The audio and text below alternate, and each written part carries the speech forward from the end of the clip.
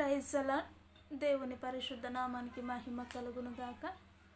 చక్కటి అవకాశాన్ని దయచేసిన దేవాతి దేవుడికి ప్రత్యేకమైనటువంటి వందనాలు తెలియచేస్తూ ఉంటున్నాను.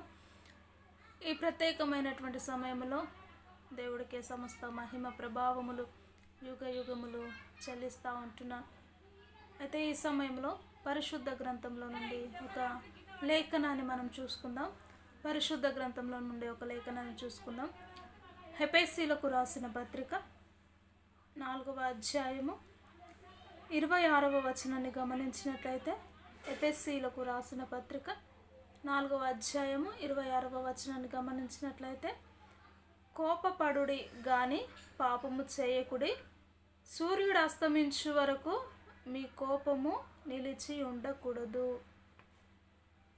ఈ యొక్క ఎఫెసీయులకు పత్రిక రాసిన పౌలు గారు ఈ యొక్క సంఘానికి ఏం చెప్తా ఉంటున్నారని మనం గమనించినట్లయితే, కోపపడుడి కానీ కోపములో పాపము చేయకుడి అని ఆ యొక్క పరిశుద్ధ గ్రంథము ద్వారా మనకందరికీ తెలియచేస్తూ ఉంటున్నారు కదా. అయితే దీనిని బట్టి మనము గమనించింది ఏమిటి అయితే, నిజముగా మనిషి కోపంలో పాపము కూడా చేస్తాడు అని మనము తెలుసుకోవచ్చు కదా. కోపంలో పాపము చేసినప్పుడు నిజముగా అది ఎక్కడికి దారి తీస్తుందో తెలియని పరిస్థితిలో ఒక మనిషిని త్రొక్కడానికే లేక పాతాళానికి ఈడ్చుకెళ్ళడానికే ఆ యొక్క కోపము ఒక మనిషి పైన పనిచేస్తూ ఉంటుందండి. కాబట్టి కోపము మానము ఆగ్రహము విడిచిపెట్టుమని పరిశుద్ధ గ్రంథము తెలియచేస్తూ ఉంటుంది. కాబట్టి కోపపడు, మానవ సహజము, కోపము రావడము నిజమే, కానీ దానిలో జీవించడము చాలా కష్టం. ఆ కోపము వలన వచ్చు అనేకమైనటువంటి ఇరుకు ఇబ్బందిని బట్టి అనేకమైనటువంటి విషయాల్లో నశించిపోవడానికి కారణమవుతూ ఉంటుంది. కాబట్టి దేవుని వాక్యము తెలియచేస్తుంది, కోపపడము కానీ ఆ విషయంలో పాపము చేయకూడదు అని మనకు స్పష్టంగా తెలియచేస్తుంది. అదేవిధంగా కింది వచనాన్ని మనం గమనించినట్లయితే, సూర్యుడు అస్తమించు వరకు మీ కోపము నిలిచి ఉండకూడదు.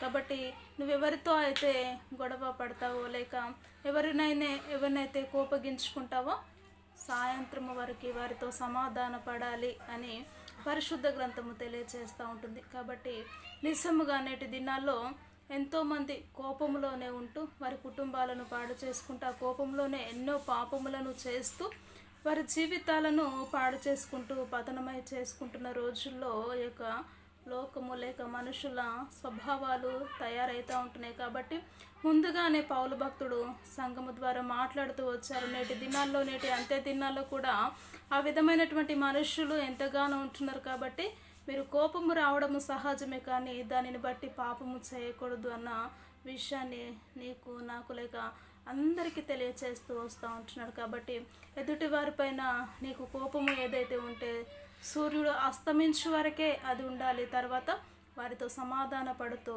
దేవుని ఆజ్ఞను లేక దేవుని ప్రేమను అనేకులకు క్రియల్లో చూపించే విధముగా క్రైస్తవము లేక క్రైస్తవ జీవితము ఉండాలని తెలియచేస్తూ ఉంటున్నారు. కాబట్టి ఇట్టి వాక్యము ద్వారా మనం నేర్చుకోవాల్సింది ఏంటంటే, నిజంగా పాపము చేయకూడదు.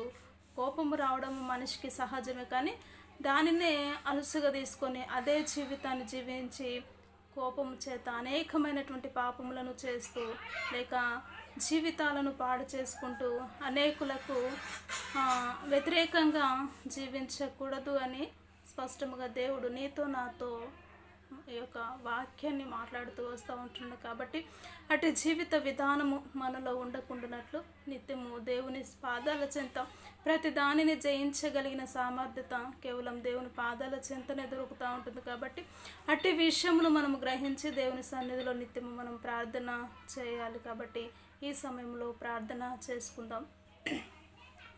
స్తోత్రము మహోన్నతుడా, జీవము కలిగిన తండ్రి, మీకు వందనాలు. నిజముగా ప్రభా, కోపపడుడి కానీ పాపము చేయకుడి అని నీ వాక్యము తెలియచేస్తూ ఉంటుందయ్యా. సూర్యుడు అస్తమించు వరకే మీ కోపము చల్లారనియ్యాలి అని కూడా తెలియచేస్తూ ఉంటున్నారు.